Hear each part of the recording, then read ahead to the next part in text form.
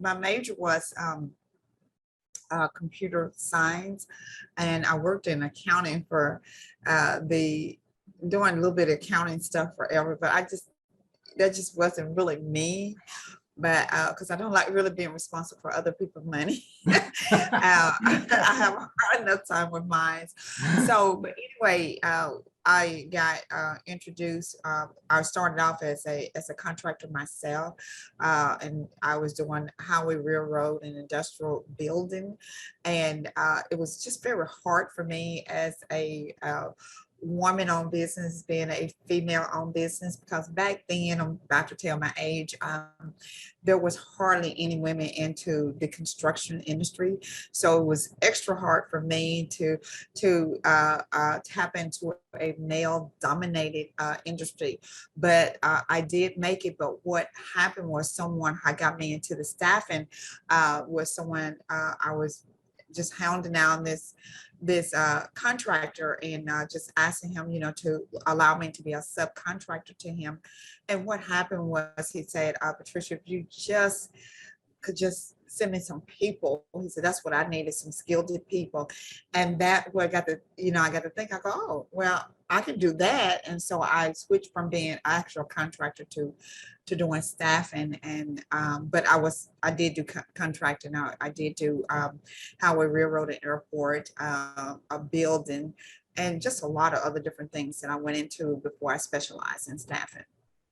Well, that's a really nice path into doing that. And I mean, the follow-up question to that is, how on earth do you find the specialty staff in this market? Yeah, and when I specialize, I'm glad that you asked, you mentioned that as well, because what happened when I started off in construction staffing, which you got tons of staffing agency into that. But what happened is that it was an environmental company. They was coming from out of Texas, I do believe, and they had a project in Nashville, and they contacted me and said something similar to how I started off. Hey, Patricia, would you be interested in doing any type of environmental staff? And I said, sure. They said, have you ever staffed it? And I said, no, but I would love to. So they said, well, why don't you just come and see what you'll be doing and get some hands-on.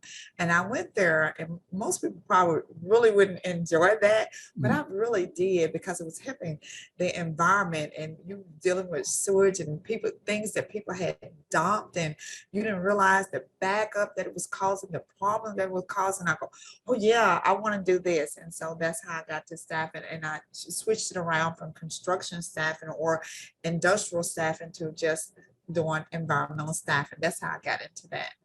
That's fascinating, because when you think about staffing agencies around this area, it's predominantly for warehousing, warehousing work and stuff. And when everybody talks about staffing, that's sort of that or office work are the two primary things that come to mind. And it's just fascinating to hear of a subset of that that's dealing with staffing for environmental places.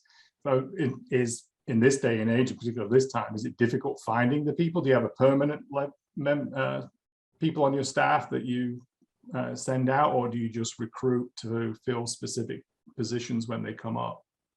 Well, yes. Right now, I feel the position as to come up, but we're constantly recruiting. These are not your typical people that people can pull off the street, because they have to be approved by EPA, DOT, and OSHA. There's a lot that goes on.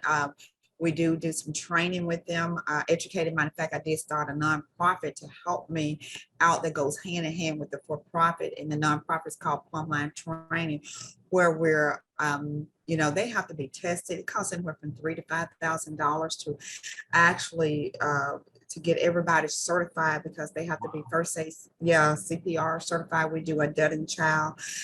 They have to be confined space, because when you're talking about going underground, that's a confined space. And then there's gas funding there. There's all types of stuff that people don't realize when you see those manholes and you see people around them, that what all is going on under there. So there's a lot of stuff. So we're making sure that they're trained properly for that. And it's just a lot goes into it. And so when the contractors, when they do get our workers, we do have a program in place that would that they can hire our workers after 90 days, after 180 days, I'm so sorry, after 180 days. That is because of all the work that we're putting in. I say 98% of of our workers get hired permanently because Wow. they're so hard to find. But yeah, since you're from England, the fathers that we recruited someone was from England. Was it really? Oh yeah, yeah. Wow. So Mhm. you're investing a lot in an individual that you recruit. Yes, a Um, lot. and so do you ask, what do you ask in return for all that? I mean, other than, you know, the for prospects for them are great. They're going to get a job which 98% of the time is going to turn into a permanent position, but you're doing all the training. Is you're looking for commitment from the people that you recruit? Yeah, most of our contractors there, once because we have a good success rate, but most of the contractors, they do actually, the commitment that we're asking for them is that they stay with us. Yeah. And and let us take care of all their needs. And most of them, if they really enjoy what we've seen, if they're hiring them, they're enjoying them. Yeah. So the 180 days give us an opportunity, because the bill rate is quite high, because that's a high risk industry. So when they stay with them, we say that you cannot move our workers for 180 days. Most of them really abide by that. And so they give us a chance to recoup what we're put into them, and plus make a little profit off of it. Right. And then it's so rewarding, because the worker, now they get to move from a temporary position to a permanent position. Yeah. And then it's rewarding for the contractors, because look at the money that they didn't lose, that they gained. They didn't have to do the advertising, they didn't have to do the recruiting. And basically all they had to do was just, let those workers show up and they can see. So they didn't lose, they really gained. Sure. Yeah. So what does the future look like for you guys? And my assumption would be that is in the environment is becoming a bigger and bigger role in most companies' plans. That is a really great future for you guys. Yeah, we hope so. So I did take a downfall, because when the pandemic hit, I had to take on some unexpected roles, personal roles, and so it kind of knocked my business completely out for a while, because we are a small business. Sure. And so I'm kind of revamping, and I'm thanking for, and I hope they don't mind if I mention their name. No. It's through a program through Department of Transportation, actually TDOT, and this company is called Tyler Engineering. So I reached out to them, they reached back to me, and they're helping to pull me out of the situation I'm in, and back to being very productive, being a productive company, a viable company once again. Oh, very good. So what sort of businesses is sort of your specialty area? Obviously is the environment. Is it construction particularly that you approach? Well, no, for right now, it is the utility sector. And one of the things that we have been really, really big at is doing those manhole rehabs. So we want to move into other things, but the manhole, I can kind of explain that a little bit. Like in your community, you notice that there have been some manholes, and sometimes you'll see smoke coming out of those little manholes. Have you seen that? Yes, I have. Okay, great. But they're doing rehab. That's called a smoke testing is what they're doing. And they, you can read all about it, but our workers, when we put those workers out there, we have like CCTV cameras to operate. It means that they're putting on that big truck, there's a little camera, I call it snake, that has a little snake at the end, and it kind of looks around and they look for obstructions and so forth down in that manhole. And then that stuff is removed. It's just a lot that goes on. You're truly dealing with some sewage and the water. So like I say, it's not something that your typical staffing agency would deal with. Absolutely. And then we also, some of our contracts is we have a small contract, but we're hoping to grow into a larger contract. We're removing waste from off of lakes and ponds and stuff. These belongs to the city or state or whatever it might be. It can be private or it can be that, but right now ours is a public contract. So they go out on a boat with a captain, and you just couldn't imagine the things that people or factories has dumped on those lakes and stuff, beautiful beaches, and it washes up on the shore, but they actually go out on the water and bring that stuff off of the lake, or if it's on the shore, get all that stuff off the shore. So we want people to really be aware it's just devastation what we're doing to this earth. And if we want it to be around for the next generation, we gotta be, or just for ourselves, if we don't want to poison ourselves and we want clean drinking water, we really do need to pay attention to what we're doing.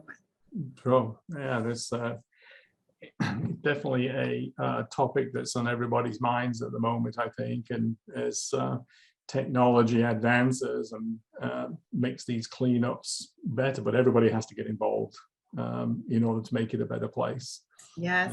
It's not just going to the Gulf Coast and seeing the pristine beaches. You know, there are places around the world that are truly covered in plastic debris that, that people just throw off cruise ships or just gets thrown in the ocean.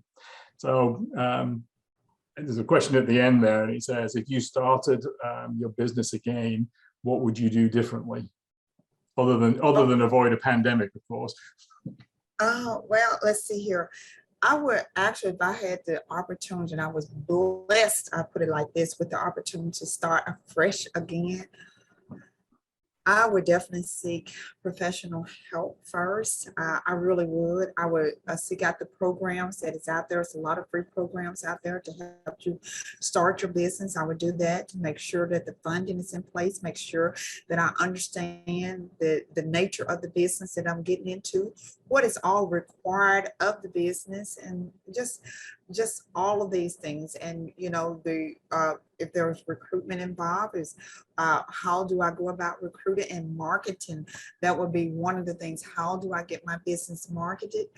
How do I get it in front of the customer? So you know, my potential customer that I'm going after. So those would be things that would be at the top of my list, and prayer and meditation at the top. So what you actually need is you need a coach. You need a business coach. Yes, exactly. And that's exactly you. I mean, that's right. I couldn't have said it better myself. Yeah. So as I said, that's one of the reasons I got into Action Coach was use my experience and my time in business to be able to help businesses like you navigate and start up, and then navigate the rest of it too. That's what a business coach is all about. You know, one of the great things they talk about in Action Coach is even the best athletes have coaches to continue their education and continue to learn. And that's what a business coach is. And I think every business should have access to a business coach to help them overcome some of those obstacles you're talking about, wherever they are in their business growth and their business cycle. Because there's always that end goal. I mean, one of the questions I always ask is, you know, Patricia, where do you see yourself in 5 years? Where do you want to be? And we're starting with the end in mind. What is it you want in 5 years' time? And you can start planning for that now and start working your business towards that right now. So, you know, being a business coach for me is it's mutually beneficial. I get out of it that I'm helping businesses survive and navigate. I'm helping business owners get to exactly where they want to be in 5 years' time, further down the road. So that's one of the reasons to get into this business. Is really cool. Thank you for your time. Is there any particular contact information you want to include in this? People who see this want to contact you? Yeah, sure. You can contact us at sbsenvironmental.com. That was our website that you can contact us. And also, if you want to contact me personally, it can be Patricia at sbsenvironmental.com. Great. Thank you so much for your time today, and I really appreciate it. And it's been just fascinating. I mean, who knew there was such a thing as staffing for such complicated jobs as that? But what I really admire is the training that you give to all these people. You're really setting them up for the rest of their lives by giving that training and placing them in those positions. So congratulations on your success, and we'll be in touch. Well, thank you so much. Great. Thanks. Nice talking to you, Patricia. Thank you.